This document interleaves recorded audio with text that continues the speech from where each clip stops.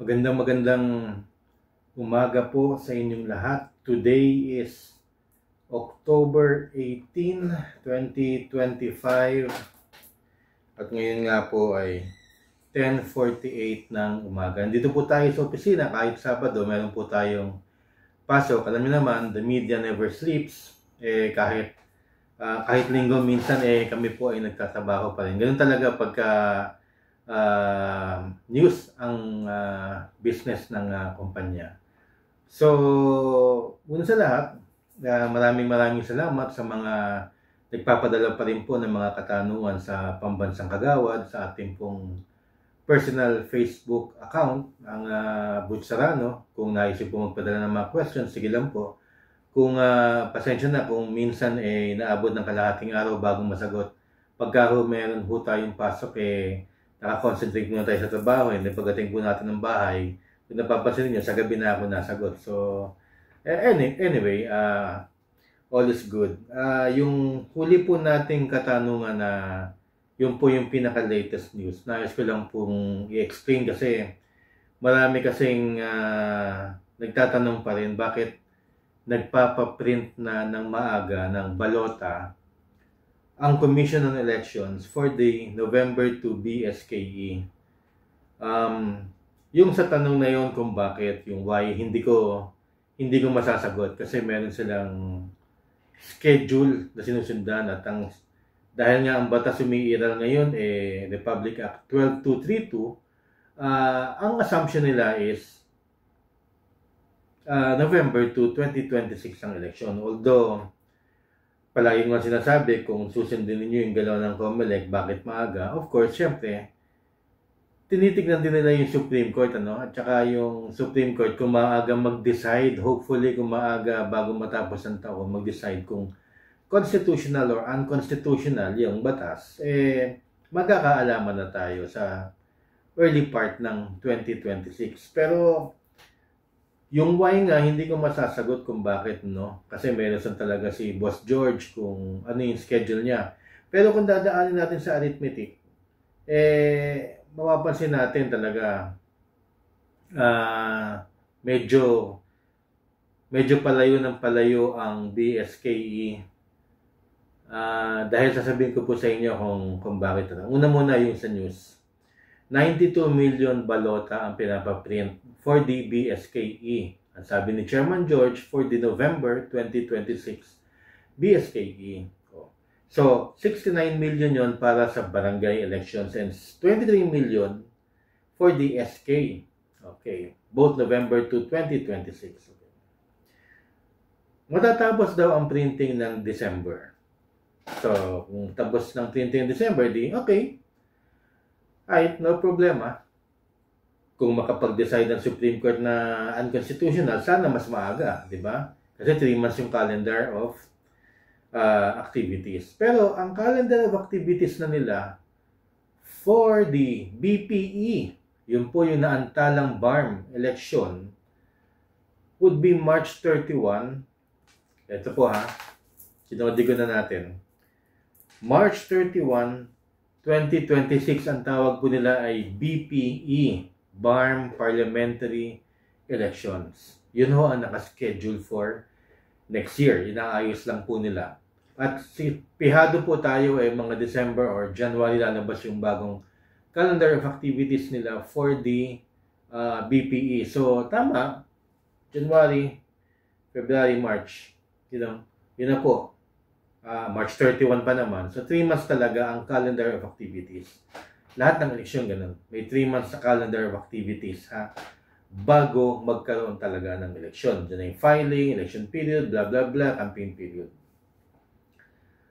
So, merong nakapag-comment at saka meron ding isang kapitan na nagsabi sa akin, paano yan, Kagawad Butch, na ang eleksyon after ng isang eleksyon, kung dalawa man ang maging eleksyon niya, would be 5 to 6 months after ng isang eleksyon. Kasi kung susuriin ninyo, ang huling dalawang magkasabay, i-compute ninyo nasa mga 5 to 6 months. Ang naalala ko, October 2010,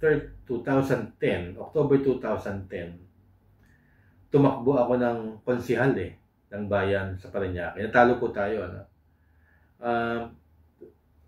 Ang May po yun May. Naalala ko, May. And then nagkaroon ng barangay elections May, June, July, August, September, October. 6 months. 6 months thereafter, nagkaroon ng election. So, ano ang punto dito? Kasi hindi pwedeng very close. Tama nga naman si Cap, yung nagsabi sa akin yun. Hindi pwedeng very close yung election, tapos hindi magkaka-election agad. No?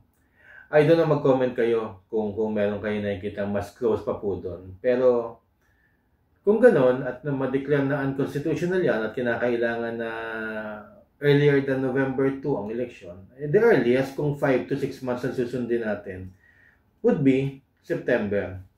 Kasi ang mangyayari niyan, March, April, May, June, July, August, September.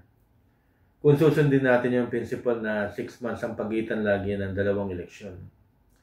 Although, meron naman mga eleksyon, kagaya dapat ngayon, super election, kaya lang hindi nga natuloy di ba? Mahaba-haba ang palugit. So, kahit na siguro sabihin natin mag-declare ng unconstitutional yan, bare months na rin November 2, hindi mo masasabi kung September ang election, October, 2 months lang yan kasi November 2 lang yun. Let's not count November as the whole of November. Pero ako, ito, pupusta ko sa inyo to. Hindi magiging November 2 yan. Papat na yan, kung constitutional kung constitutional muna tayo. At sinabi na lang yung law ay tama. Yung November 2 kasi, All Saints Day yan So, madali na naman ni-amend yung date of election. Isang ano lang yan, isang bill lang yan sa Congress. Madali lang. Because dates lang naman ang pinag-uusapan. Hindi naman naging unconstitutional. Pero kung susundin natin itong arithmetic na to, September would be the earliest. If ever the Republic Act 12232 is declared unconstitutional, then bare months na rin yun. Wala na rin Para sa akin, wala na rin. So, the decision should come this month or this coming December talaga para magawa ng paraan ng COMELEC kung kailan mapapaga ang BSKE. So, yun po yung aking arithmetic for today. Pasensya na kayo na istorbo kayo Sabado. May nais lang po akong sabihin. Meron po tayong ginagawang bagong studio para yung bang medyo formal tayo. Nagpapagawa po ako ng studio sa bahay para palagi ko din kayong makasama. Mas dadalasan ko po yung Pambansang Kagawad. At ang pinaplano ko po sa Pambansang Kagawad, babalik ko tayo from the very start. Yung Local Government Code from umpisang provision, Section 1 o Article 1 hanggang sa huling provision, pag-uusapan po natin yun. So, sana maggampanan ko ng paraan yung schedule kasi nais ko sanang gawing 3 times a week yun. Pero hindi pa naman nag-uumpisa, ginagawa pa yung inaayos ko lang yung studio, hindi naman mamahalin na studio yun. Isang extra room po sa bahay para lang po madali po akong makipag-usap sa inyo. Tsaka nando po yung mga libro ko, kompleto po ang gamit ko doon. Mas makakausap po tayo, magkakausap po tayo ng mas maayos. At kung gugustuhin niyo po na paminsan-minsan, once a week mag-live po tayo, para tayo magkakwentuhan sa Pambansang Kagawad. Gagawin po natin kasi we are in the confines of our own home. Di ba? Mas relax po tayo doon. Pwede po nating tagalan. At anyway, yun po ang ating pong Pambansang Kagawad for today. Alam ko na yung mga aspirants, inis na. Gustuhin man natin. Alam mo, Supreme Court lang naman hinihintay natin. Yun lang naman bago talaga magkaroon ng final. Kung sasabihin sa akin, wag mong pangunahan, well, hindi, arithmetic lang naman to Wala namang pinangunguna. Arithmetic lang yon sa mga schedules, calendar of schedule na kinakailangan ng gaganunin lang natin yan, madidecipher natin kung ano ang mangyayari. At awa ng Diyos, palagi naman tayong tumatama noon pa sa mga dates at saka sa discarding arithmetic. Anyway, happy weekend po sa inyo lahat. God bless you all, mga kabarangay. Salamat po.